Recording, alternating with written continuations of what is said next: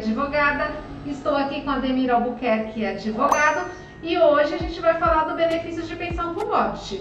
Um tema triste, porém indispensável para a vida dos dependentes, subsistência dos dependentes, né, doutor? É verdade. E o que vem a ser esse benefício? Então, a pensão por morte, como a doutora falou, é um benefício destinado aos dependentes daquela pessoa que trabalhava ou era contribuinte, tanto individual como facultativo, e veio ao óbito. Então, para não ter esse desamparo financeiro perante a família, a família, que são os dependentes, consegue solicitar esse benefício perante a Previdência Social. A gente teve muitas mudanças, doutor? Isso, em 2015 benefício? tivemos. De 2015 para cá tivemos muitas mudanças. E durante o vídeo nós estaremos aí falando, quais que são essas mudanças. Lembrando que na parte da descrição você pode clicar no tema direto que nós estaremos abordando aqui. E doutor, quais são os requisitos? Os requisitos para a obtenção do benefício previdenciário seria o óbito, ou a morte presumida. Segundo, a pessoa tem que ter qualidade de segurado, nós vamos explicar o que é isso.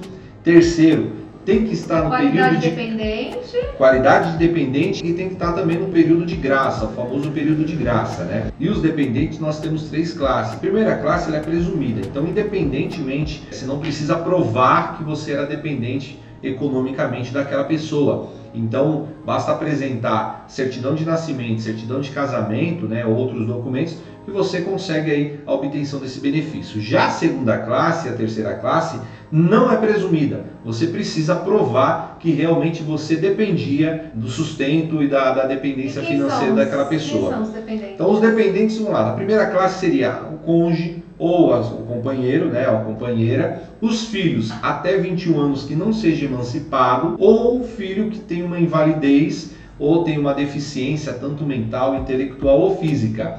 Já a segunda classe seria os pais. Portanto, no rol da Lei 8.213, ela não tem os avós, mas jurisprudencialmente tem alguns tribunais aí que vêm concedendo para os avós, porque muitas vezes aquela avó, os avós cuidam do neto e o neto trabalhava, contribuía para o INSS e acabou vindo ao óbito. Então os avós conseguem receber esse benefício previdenciário. A terceira classe seria os irmãos até 21 anos, ou da mesma forma, um irmão que seja inválido ou que tenha uma deficiência tanto intelectual, uma física ou a mental. Então, dessa dependência, tanto da segunda classe à terceira classe, você tem que provar através de documentos ou prova testemunhal. Os documentos, lembrando que a lei também mudou. Você tem que provar os últimos 2 anos. Antes não, era qualquer época você conseguia provar. Agora não, só vale os últimos 2 anos. E doutor, tem prazo para fazer o requerimento do benefício de pensão por morte? Não tem um prazo. Para requerimento não tem prazo. Agora, para recebimento dos atrasados, aí sim tem. Então, desde 11 de 1997 nós tivemos algumas mudanças. Então, aquele falecimento até 11 de 1997, se a pessoa desse entrada há 1 ano, 2 anos ou 3 anos depois, ela ia receber todos os atrasados desde o óbito. De 11 de 97 até 11 de 2015, teve estipulado 30 dias. Então, até 30 dias, se a pessoa desse entrada, ele ia receber desde o óbito. Se desse depois, a partir da data do requerimento. Então, deu a entrada 1 ano, 2 anos depois, a partir da data de entrada do requerimento. Depois de 11 de 2015 até janeiro de 2019, ficou estipulado 90 dias. Então, dos 90 dias para trás, recebi os atrasados após somente a partir da data de entrada de requerimento. E depois de janeiro de 2019, ficou estipulado 180 dias para os menores de 16 anos e 90 dias para os demais dependentes. Agora a gente vai falar um pouquinho do período de graça, doutor? É verdade, o período de graça é importante justamente não só para o recebimento da pensão por morte, como também de outros benefícios. Porque não basta ter qualidade segurada. Não basta ter a qualidade segurada. Qualidade segurada é a contribuição, tanto do contribuinte individual como do facultativo, perante ao INSS, ou o trabalhador. Obrigatório. É obrigatório que tem aquele desconto no Olerite do INSS. Então, ele é segurado, ele tem a qualidade segurado, porém precisa do período de graça. E que período de graça? Quando você contribui perante o INSS, exemplo, você contribuiu 12 meses. E dos 12 meses, a Lei 8.213, artigo 15, ela fala que você tem 1 ano, independente de contribuição, você está seguro. Então, vamos supor, se você veio falecer ou até mesmo ficou doente, qualquer dessas situações que ocorrerem na sua vida, você consegue solicitar esse benefício, né? E aí a lei também, lá nesse artigo 15, ela estende também, ela aumenta esse período de graça. Então, se vamos supor, se você tem aí contribuído 120 contribuições para o INSS, se você tem contado aí 120 contribuições, quase 10 anos, né? Você consegue aumentar mais um ano. Então você já ganha 2 anos.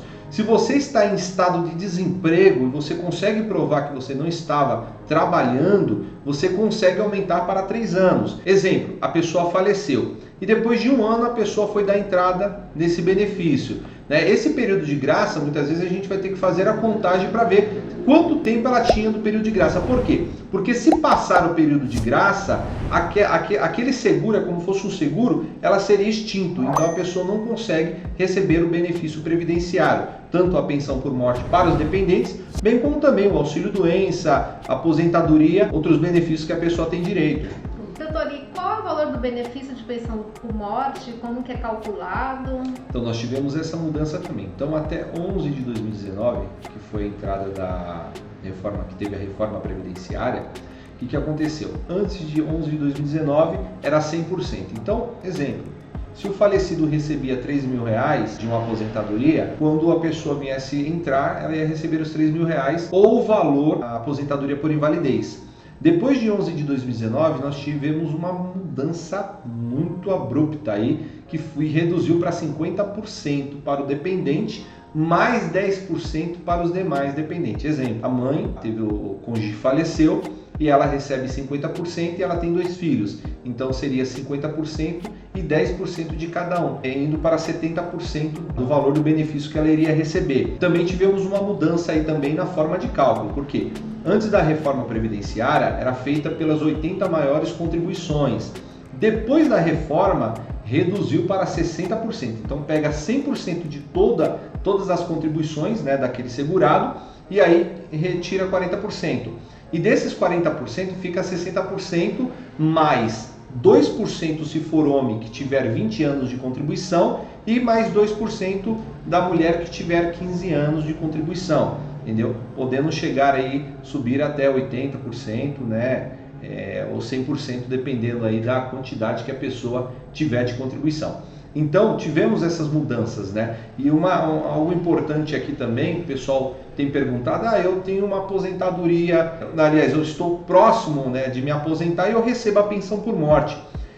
Antes da reforma previdenciária, você poderia receber tanto 100% de um como 100% do outro. A partir da reforma teve uma mudança, então teve uma redução. Hoje você vai escolher, né, o benefício mais vantajoso.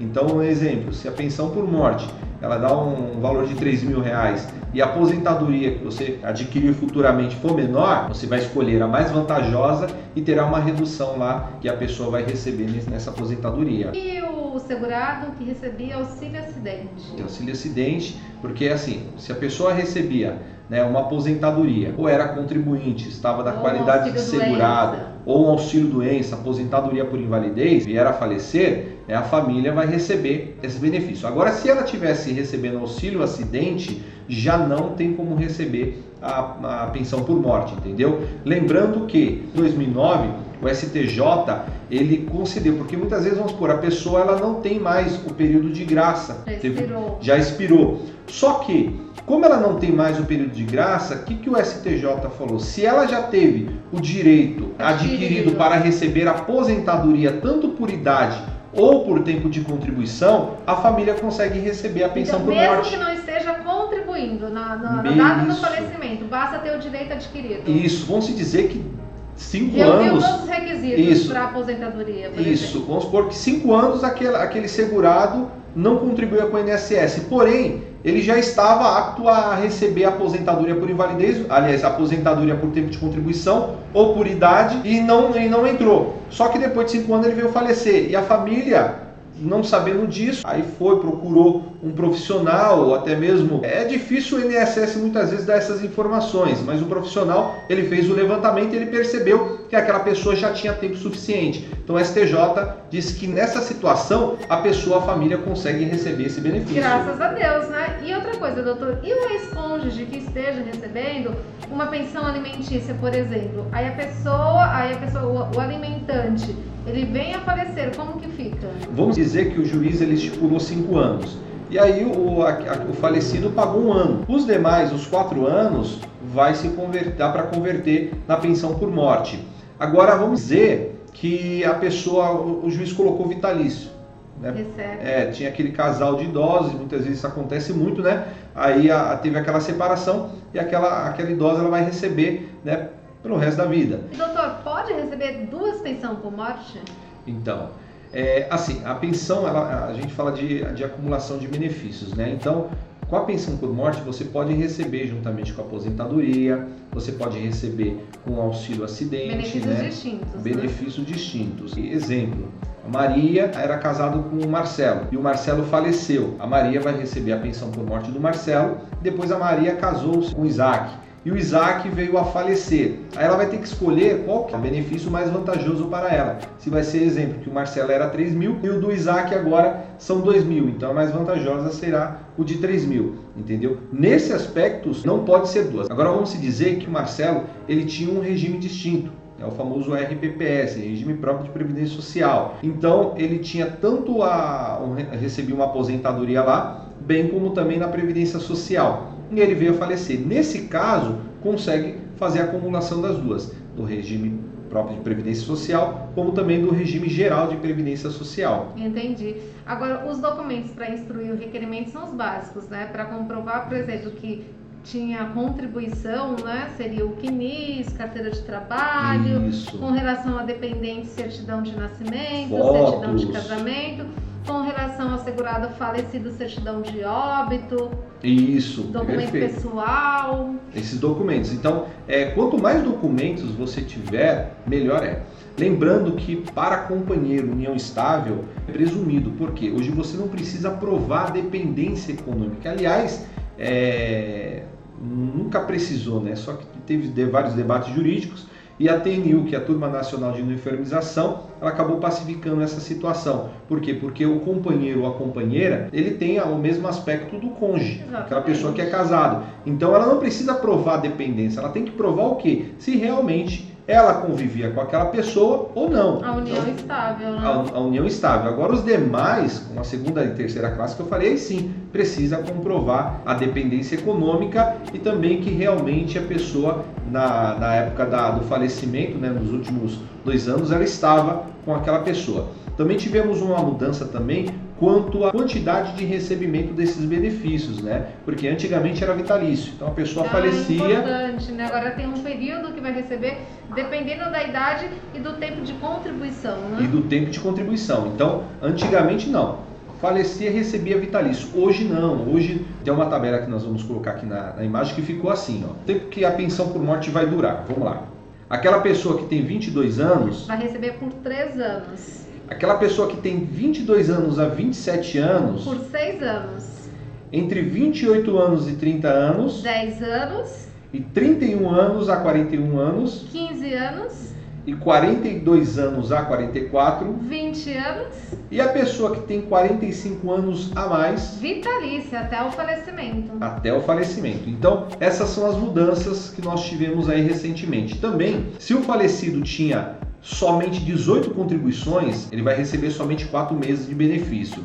Agora, se o relacionamento, o casamento ou a união estável, né, que aquela pessoa tinha, for menos de 2 anos, também só 4 meses, pessoal.